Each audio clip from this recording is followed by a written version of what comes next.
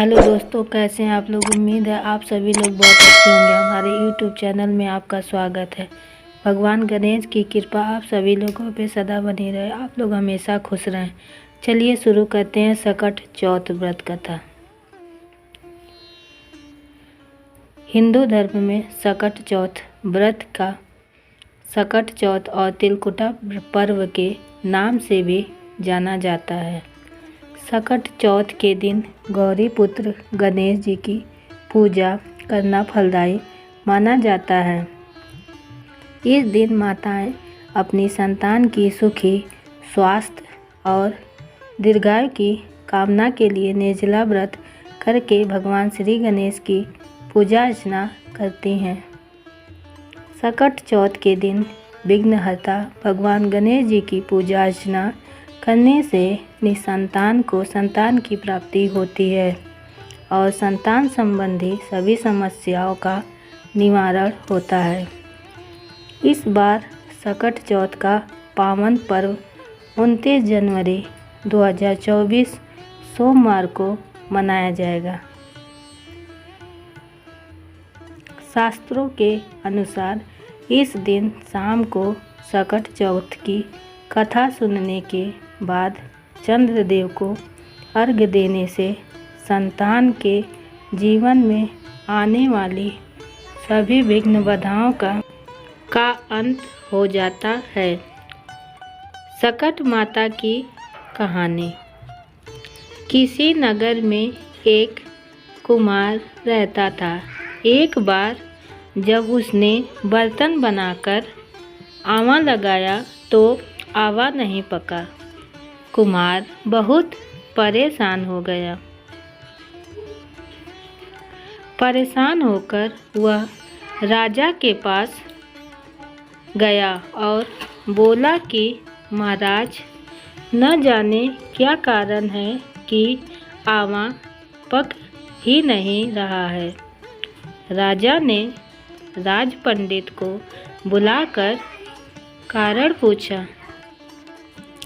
राज पंडित ने कहा, हर बार आवा लगाते समय एक बच्चे की बलि देने से आवा पकने लग जाएगा।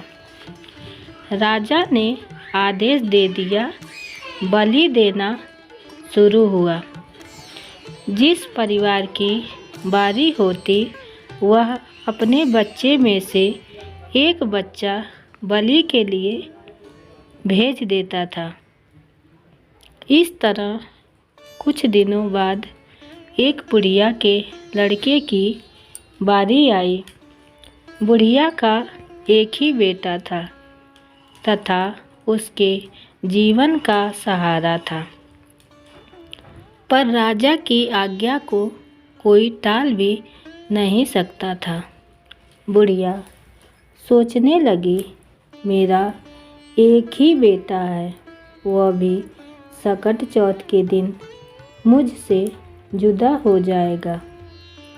तभी उसको एक उपाय सूझा। उसने लड़के को सकट की सुपारी तथा दूब का बीड़ा देकर कहा, भगवान का नाम लेकर आवा में बैठ जाना। सकट माता तेरी रक्षा करेंगी। सकट के दिन बालक आवा में बिठा दिया गया और बुढ़िया सकट माता के सामने बैठकर पूजा प्रार्थना करने लगी।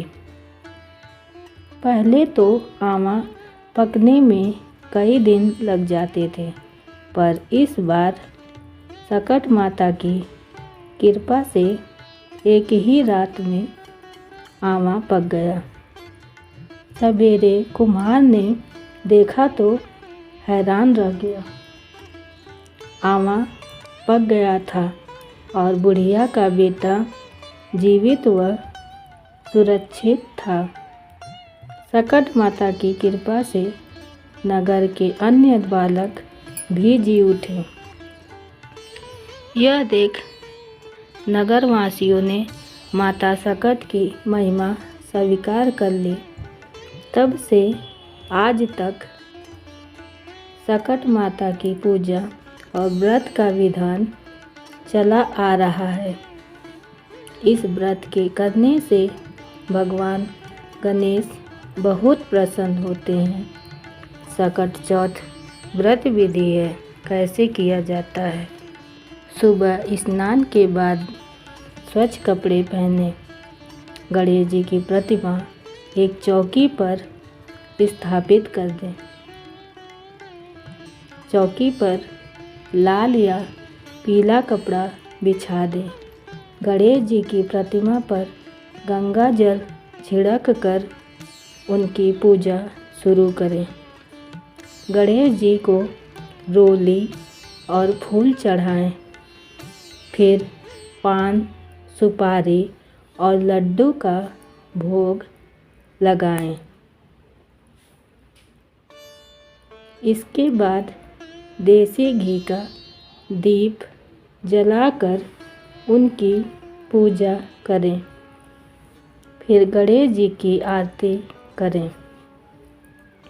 सकट चौथ के दिन कुछ घरों में तिल और गुड़ का भोग लगाया जाता है। इस दिन महिलाएं समूह में एकत्र होकर भगवान श्री गणेश की कथा भी सुनती हैं। प्रातः पूजा में भगवान गणेश और भगवान शिव की पूजा पति के भलाई के लिए की जाती है। पूजा की तैयारी के लिए घरों की सफाई, भगवान की मूर्तियों के लिए पवित्र स्थल तैयार करना चाहिए। सकट चौथ के दिन प्रसाद बनाएं। फूल, धूप, फल, मिठाई और अन्य वस्त्र को एकत्रित रखें। उपवास करने वाली महिलाएं अक्सर चाँद को देखकर व्रत तोड़ती हैं और फिर खाना खाती हैं। चाँद का दर्शन उपवास तोड़ने के लिए चाँद के उदय का समय महत्वपूर्ण होता है। सकट चौथ व्रत में निर्जल व्रत करना चाहिए। रात को चाँद को अर्घ देकर गणेश जी की पूजा करें। पूजा में गणेश जी को तुलसी नहीं चढ़ानी चाहिए और व्रत के दिन प्याज, लहसुन भी नहीं खाना चाहिए। यह व्रत अपने बच्चों की लंबी उम्र और मंगल कामना के लिए रखा जाता है। उम्मीद है आप सभी को जानकारी पसंद आई होगी। पसंद आई है तो एक लाइक ज़रूर करें और चैनल पर नए हैं तो चैनल को सब्सक्राइब करना ना भूलें।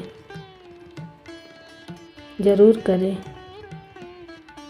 बेल आइकन दबाना ना भूलें ताकि अगली अपडेट सबसे पहले आपको मिले।